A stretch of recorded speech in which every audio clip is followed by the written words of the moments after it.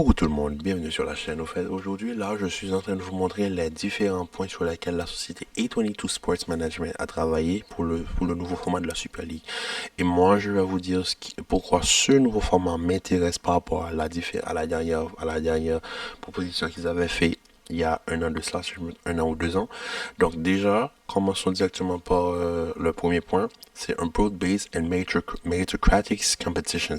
C'est-à-dire que là, c'est une compétition qui sera ouverte par rapport à la dernière fois qui est une compétition fermée avec les 15 équipes stables et 5 places ouvertes. Là, c'est différent. Là, nous avons une compétition qui sera ouverte parce que c'est une compétition qui va se jouer à 80 équipes, donc 4 divisions de 20 équipes.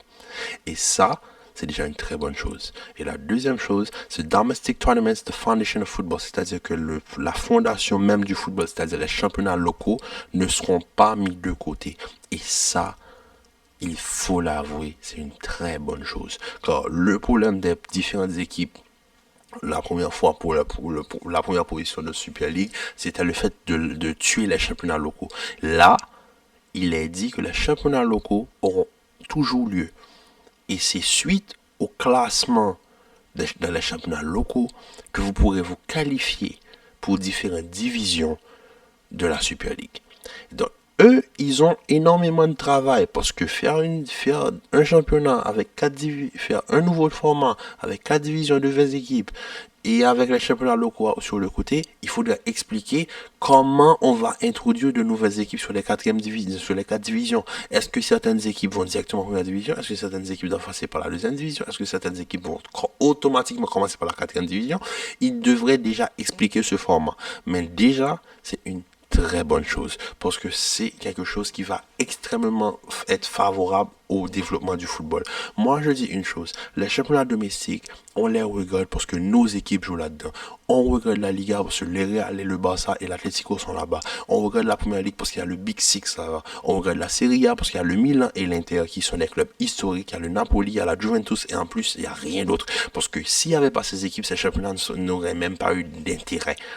On va pas se mentir. Combien d'entre vous qui écoutez cette vidéo, allez regarder la télévision ou vous allumez la télévision, on voit Rayo Vallecano Valence et on va s'attarder à regarder tout le match sans problème. Non, non, non. Parfois, on met le match et on s'en va. On ne regarde même pas le match, au fait. Parce que les matchs ne sont pas attrayants. Les matchs ne sont pas attrayants. Tous les championnats sont automatiquement dominés par les puissances financières. Et c'est pour cela que j'adore le troisième point.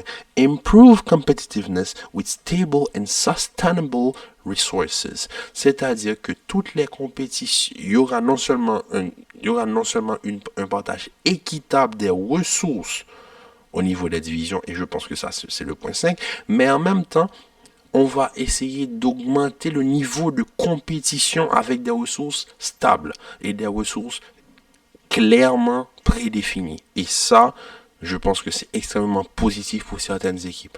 Parce que vous devez le savoir, par rapport à l'UEFA, plus vous partez tôt de la Ligue des Champions, et même dans les phases de barrage, vous avez juste une petite compensation par rapport à votre fonds de départ, par rapport au fonds investi et d'inscription pour la Ligue des Champions. Quand vous vous êtes éliminé dès les premiers tours, vous repartez avec 50% de la valeur investie. Et c'est pour cela que les petites équipes n'arrivent pas à se renflouer durant le mercato estival parce qu'ils n'ont pas de retour sur investissement. Et ça, c'est quelque chose qui est très important de la Super League, c'est le fait qu'ils envisagent de répartir équitablement toutes les ressources de la Super League.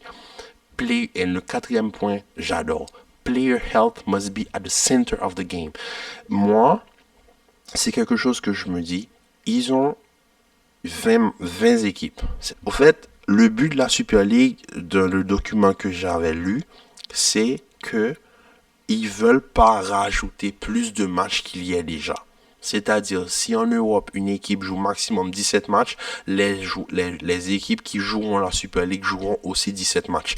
Maintenant, c'est une chose que je pense qui est bon, parce que par exemple, pour certaines équipes qui jouent les championnats européens, il n'y a plus cette affaire de phase de poule où on se fait éliminer et on n'a plus de match européen, où on se fait rétrograder en seconde division, c'est-à-dire en Ligue Europa. Et en Ligue Europa, il y a un match, il y a deux matchs en plus, parce que la Ligue Europa, à la différence de la Ligue des Champions, il commence pas directement en huitième de finale, il commence par le 16e, puis les huitièmes, puis les quarts. Donc on rajoute deux matchs. Et là, la santé des joueurs sera au centre, c'est-à-dire qu'il n'y aura pas de rajout de match et ça c'est une bonne chose. Et toutes les équipes joueront la même quantité de matchs sur la saison et ce sera équitable. À ce moment-là, les joueurs pourront vraiment, il y aura la possibilité de faire une rotation constante, tout en sachant que par exemple, dès le début de saison, on aura déjà prédéfini le nombre de matchs qu'on aura à jouer, les joueurs seront en santé et on pourra améliorer le calendrier, la répartition du calendrier et ça c'est intéressant.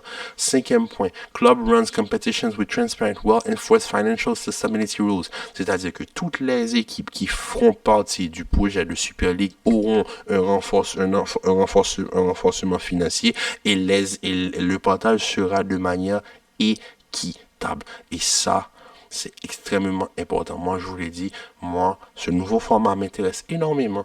Par rapport à la première proposition qui a été faite, je pense que ce format-là est plus équitable, est plus sensé, est plus ouvert.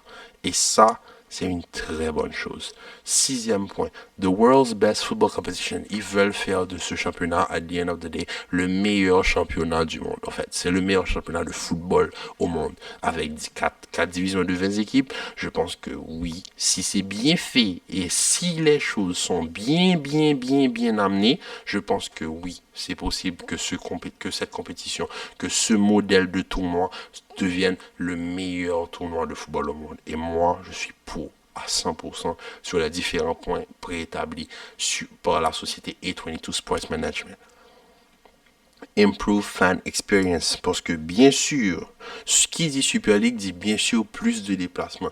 Et le projet de la Super League, c'est porter garant afin de financer le déplacement des fanatiques dans les différentes villes. Et ça, c'est une bonne chose. Parce que quand les fans bougent, par exemple, pour aller voir leurs équipes, parfois l'argent, le club n'arrive pas, les différents clubs surtout, n'arrivent pas à prendre en charge la plupart. La plupart du temps, il y a par exemple, je me rappelle, il y avait l'équipe de Sheriff Tiraspol qui devait se déplacer. Le club avait pris en charge que 25% du déplacement des fans. 25% parce que le reste est parti pour l'équipe.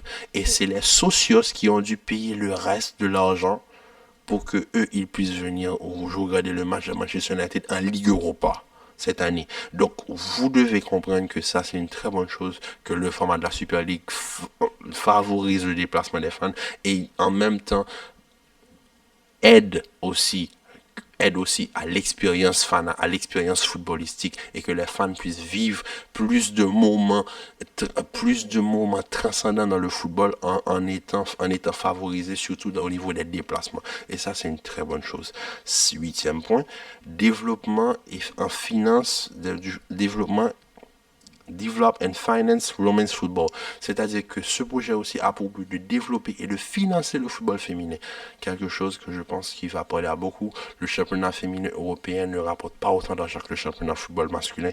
Et je pense que c'est une énorme aubaine pour le football féminin que ce championnat, que ce format passe. Parce qu'ils ont décidé aussi qu'il y aura des divisions féminines. Et ça, ce serait très important. Bien sûr, qui dit division féminine dit forcément écurie, et certaines écuries seront mieux représentées sur la scène européenne. Mettons par exemple que si le Real joue en première division masculine et première division féminine, ils auront beaucoup plus de rentrées d'argent. C'est normal, parce que ils ont deux équipes en première division.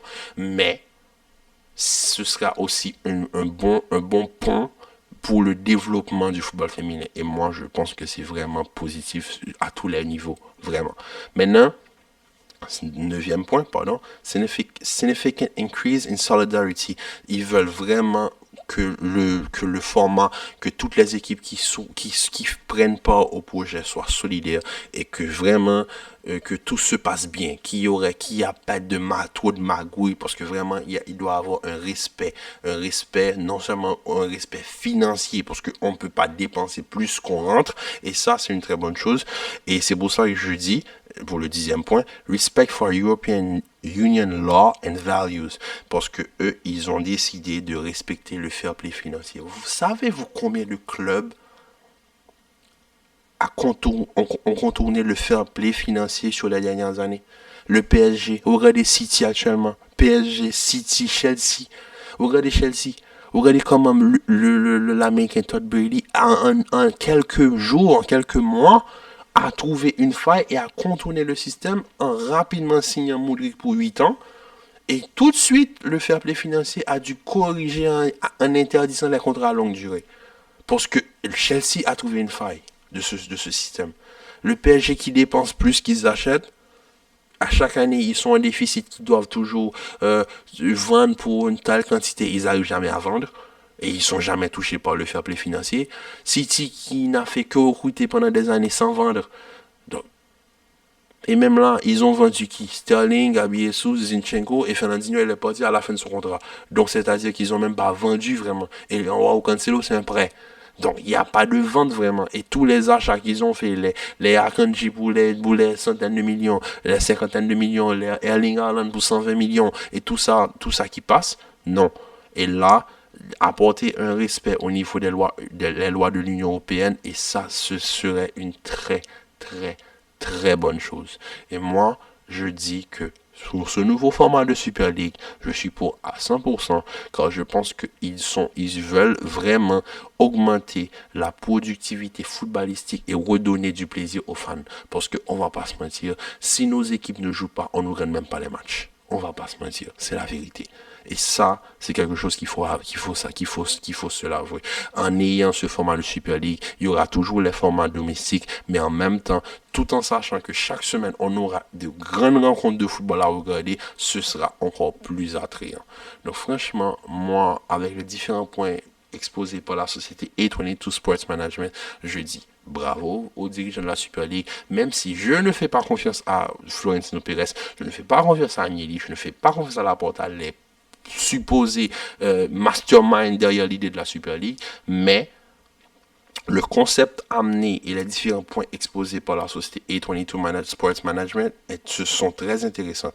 Donc franchement, pourquoi pas ne pas voir sur la durée, est-ce que ce projet va aboutir, et si oui, comment ils vont faire, et si ce projet est de bon augure pour différentes équipes, va permettre à différentes équipes de se renforcer financièrement et de pouvoir rivaliser avec certaines équipes au niveau du mercato, pourquoi pas?